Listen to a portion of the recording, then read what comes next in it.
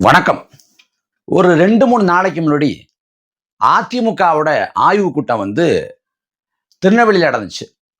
அந்த ஆய்வு கூட்டத்தில் அதிமுகவோட நிர்வாகிகளுக்கிடையே சலசலப்பு, சச்சரவு ஏற்பட்டு கைகலப்பா மாறிடுச்சு.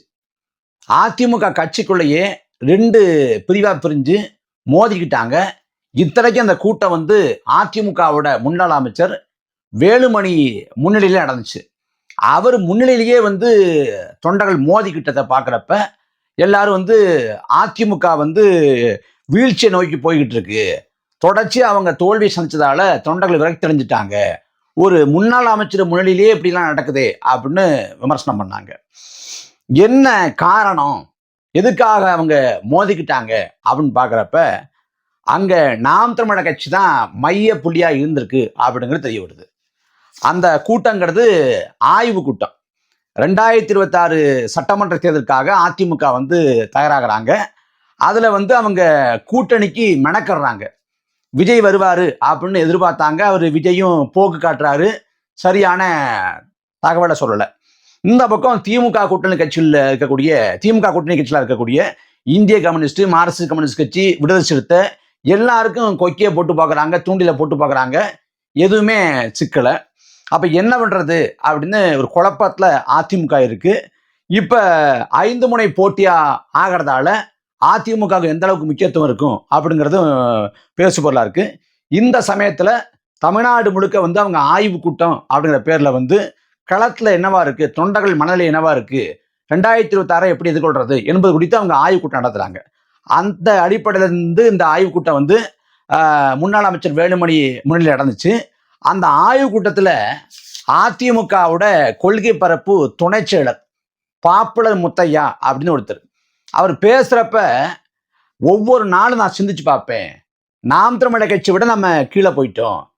அப்புறம் தேநீர் குடிக்க போறப்ப, டீ கடைக்கு போறப்ப எல்லாரும் யோசிச்சு பார்க்கணும் அப்படிங்கிறாரு.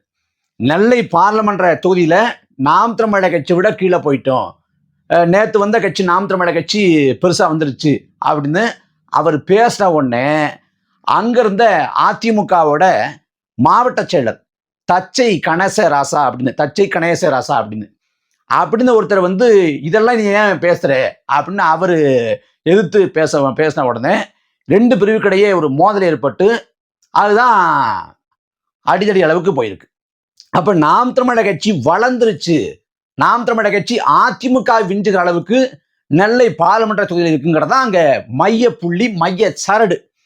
இந்த ஊடகங்கள்ல அதிமுக ஆய்வு கூட்டத்தில் அடிதடி, ரகளை, அங்க கலையபரம், அங்க வன்முறை, முன்னாள் அமைச்சர் முன்னிலையிலே கடுமையா தாக்கிக்கிட்டாங்க, இது பெரிய விஷயமா பார்க்கப்படுது அப்படின்னு என்னென்னமோ சொன்னாங்க. ஆனா தவறி கூட எந்த ஊடகமும் நாம் தமிழர் கட்சி அதிமுகவை விட அதிகப்படியா வளர்ந்துருக்கு அப்படின்னு சொன்னதாலதான் இந்த தகராறு ஏற்பட்டுச்சு அப்படின்னு ஒரு ஊடகம் கூட பதிவு பண்ணல. அதே சமயத்துல நாம் தமிழர் கட்சி விட்டு யாராவது ஒருத்தவங்க எங்கேயாவது ஒரு பகுதி செயலர் இல்ல ஒரு உறுப்பினர் நான் கட்சி விட்டு வெளில போறேன் அப்படின்னு ஒரு பதிவு போட்டா கூட அந்த பதிவை எடுத்து அதை செய்தியா மாத்தி சம்பந்தப்பட்டவற்றை போய் பேட்டி எடுத்து நாம் தமிழர் கட்சி கொடுத்து என்ன நினைக்கிறீங்க, சீமானை பத்தி என்ன நினைக்கிறீங்க அப்படின்னு கேட்டு அவர் எதிர்மறையா ஏதாவது சொல்ல அதை உடனே எடுத்து போட்டு சீமான் சர்வாதிகாரி, அவர் எதேச்சதிகார போக்கோடு செயல்படுறாரு, கட்சிக்குள்ள உட்கட்சி ஜனநாயகம் இல்லை, நாம் தமிழர் கட்சி வளர்ச்சி பாதையில பயணிக்கல, இது போன்ற எதிர்மறையான பிம்ப கட்டமைப்பை, ஊடக கருத்துருவாக்கத்தை ஊடகங்கள் தொடர்ச்சியா செய்யுது. நாம் தமிழர் கட்சி குறித்தான எதிர்மறை செய்திகளை வம்படியா பரப்புறாங்க. செய்தின்னு கூட சொல்ல முடியாது, கருத்து உருவாக்கம், அப்படி எதிர்மறையா அவங்க உருவாக்குறாங்க. ஆனா அதிமுகவோட ஆய்வு கூட்டத்துல நாம் தமிழர் கட்சி பேசு பொருளாகி நாம் தமிழர் கட்சியோட வளர்ச்சி அப்படின்னு அந்த இடத்துல பேசுனதுதான் இத்தனை சிக்கலுக்குமான காரணம். அந்த ஆய்வு கூட்டம் இப்படி முடிஞ்சது காரணமே நாம் தமிழர் கட்சி குறித்தான பாப்புலர் முத்தையாவோட பேச்சு தான் அப்படிங்கிறது எந்த ஊடகத்திலையும் பெருசா சொல்லப்படுது. ஏன்னா சொல்லக்கூடாதுன்னு ஊடகங்கள் இருட்டடி பண்ணுது. இதான் உண்மையா சொல்லப்போனா நாம் தமிழர் கட்சி நெல்லை பார்லமென்ற தொகுதியில பெரிய வளர்ச்சி. அங்க அதிமுக சார்பாக ஜான்சி ராணி அப்படின்னு ஒரு அம்மா இருந்தாங்க. நாம் தமிழர் கட்சி சார்பாக அக்கா சத்யான்னாங்க. அக்கா சத்யா வந்து 85,722 வாக்குகளை பெற்றாங்க அந்த பார்லமெண்ட் தேர்தலில். அதே சமயத்தில் அதிமுகவை சேர்ந்த ஜான்சன் அணி 89,601 வாக்கு, ஏறக்குறைய ஒரு 4,000 வாக்கு தான் அதிமுகவுக்கும் நமக்கும் மாறுபாடு. அதே சமயத்தில் 16 சுற்று வரை அதிமுகவை விட நாம் தமிழர் கட்சி முன்னணியில் இருந்திருக்கிறது. 16 சுற்று வரைக்கும் அதிமுக விட நாம் தமிழர் கட்சி தான் அங்க ஆதிக்கம் பண்ணியிருக்கு. இது மட்டும் இல்லாம இந்த நெல்லை பார்லமெண்ட் தொகுதிக்கு உட்பட்ட சட்டமன்ற தொகுதியான நாங்குநேரி, நெல்லை, பாளையங்கோட்டை இந்த 3 சட்டமன்ற தொகுதிகளிலையும் அதிமுகவை விட நாம் தமிழர் கட்சி தான் அதிகப்படியான வாக்குகளை பெற்றிருக்கிறது. அப்ப அங்க சொன்னது உண்மைதான். நெல்லை சட்டமன்ற தொகுதி, நாங்குநேரி சட்டமன்ற தொகுதி, பாளையங்கோட்டை சட்டமன்ற தொகுதி, இந்த தொகுதிகளில் அதிமுகவை விட நாம் தமிழர் கட்சி விஞ்சி விட்டது, மேலே வந்து விட்டது. இங்க ஒட்டுமொத்தமா பார்லமெண்ட் தொகுதியும் பார்க்குறப்ப நாம் தமிழர் கட்சிக்கும் அதிமுகவுக்குமான வாக்கு வேறுபாடு வெறும் 4,000 வாக்கு தான். இப்போ வந்து திமுக அதிமுக வந்து என்ன மாதிரி தேர்தலை செலவு பண்ணுவாங்கன்னு நமக்கு தெரியும். அதாவது ஒரு தொகுதிக்கு வந்து குறைஞ்சபட்சம் 20 கோடி, அதுவும் பார்லமெண்ட் தொகுதினா தாராளமா 20 கோடியை 30 கோடியை கொட்டி இறைப்பாங்க. நாம் தமிழர் கட்சியில 20 லட்சத்துக்கு கூட வழி இல்லை. நாம வந்து அடிப்படையான செலவுல இருக்கக்கூடிய துண்டறிக்கை, சுவரொட்டி, அப்புறம் பயணத்துக்கான எரிபொருள் செலவு, உணவு செலவு, பொதுக்கூட்டம், திருமுனை கூட்டம், அப்புறம் வீதி பரப்புரை, இது போன்ற அடிப்படையான செலவு தான் நம்ம பண்றோம். அதுக்கான தொகைக்கே நம்ம அல்லாடுறோம் வேற.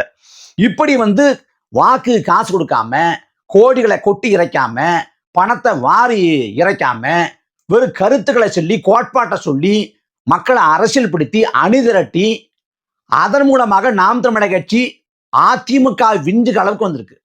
ஆனா அதிமுக 20-30 கோடியை கொட்டி இறைச்சும் இந்த வாக்களை பெற முடியல அப்படிங்கிறது மிகப்பெரிய தோல்வி, மிகப்பெரிய ஏமாற்றம். அந்த ஆதங்கத்தை தான் அதிமுகவோட கொள்கை பரப்பு துணை செயலர் பாப்புலர் முத்தையா வந்து வெளிப்படுத்தியிருக்காரு. அப்ப நாம் தமிழர் கட்சி வளர்ந்து வருது, நாம் தமிழர் கட்சி வந்து அதிமுக விஞ்சுகிற இடத்துல இருக்குது அப்படிங்கிறது இந்த செய்தி. ஆனா ஊடகங்கள்ல தவறி கூட அதை சொல்லலை. ஏன்னா சொல்ல மாட்டாங்க. இங்க வந்து மக்களால் மக்களுக்காக மக்களே உருவாக்குற ஆட்சி தான் மக்கள் ஆட்சி அப்படின்னு ஆபிரகாம் லிங்கன் சொல்றாரு. அப்படி எளிய மக்கள்ல இருந்து எழுந்து வரக்கூடிய கட்சி நாம் தமிழர் கட்சி.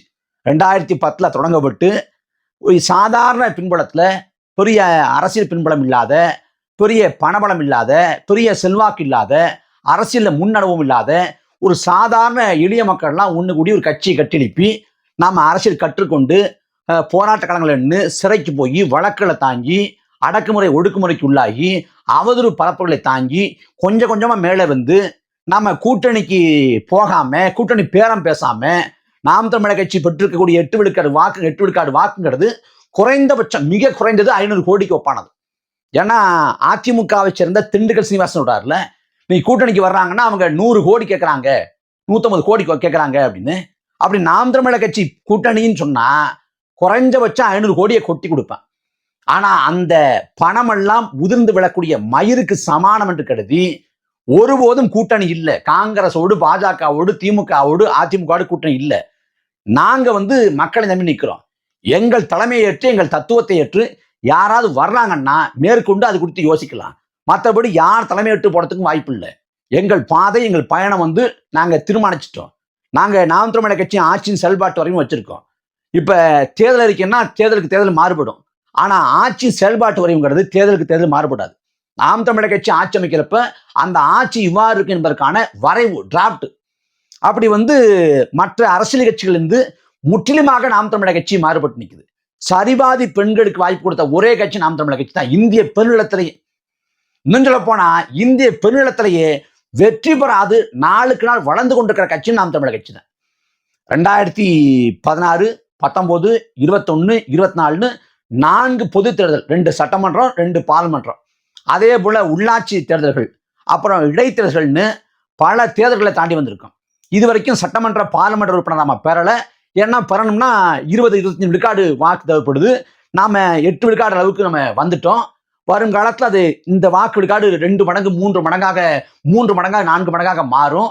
அப்ப சட்டமன்ற உறுப்பினர், பார்லிமெண்ட் உறுப்பினர் வந்து நமக்கு கிடப்பாங்க. அப்ப நாம் தமிழர் கட்சி இந்த இடத்துக்கு வருது இல்லை, இந்த 4 பொது தேர்தலை கடந்து 8 விழுக்காடு வாக்குகளை இதே போல இன்னொரு கட்சி மாற்றுன்னு பேசிய திமுக அதிமுகவுக்கு மாற்றுன்னு பேசிய காங்கிரஸ் பாஜகவுக்கு மாற்றுன்னு பேசிய கட்சி வருமானா வர வாய்ப்பே கிடையாது. ஒரு தேர்தலில் முடிஞ்சிடும், 2 தேர்தலில் முடிஞ்சிடும், 3 தேர்தலில் முடிஞ்சிடும். அப்புறம் யாரை எதிர்த்து அரசியல் பண்ணாங்களோ அவங்களோட கூட்டணி போடுவாங்க. அப்படிதான் மதிமுக பண்ணுச்சு, அப்படிதான் பாமக பண்ணாங்க, அப்படிதான் வைகோ பண்ணாரு மதிமுக, அப்படிதான் விஜயகாந்த் பண்ணார். அவங்கெல்லாம் ஒரு குறிப்பிட்ட காலகட்டத்துக்குள்ள தாங்க முடியாம கூட்டணிக்கு போயிட்டாங்க. கமலஹாசன் ஒரே தேர்தல் தான், ஒரே தேர்தலில் முடிஞ்சு போயிட்டார். 2019 முடிஞ்சு போச்சு, 21ல அப்புறம் கூட்டணி அமைச்சாரு, 24ல திமுக போயிட்டார்.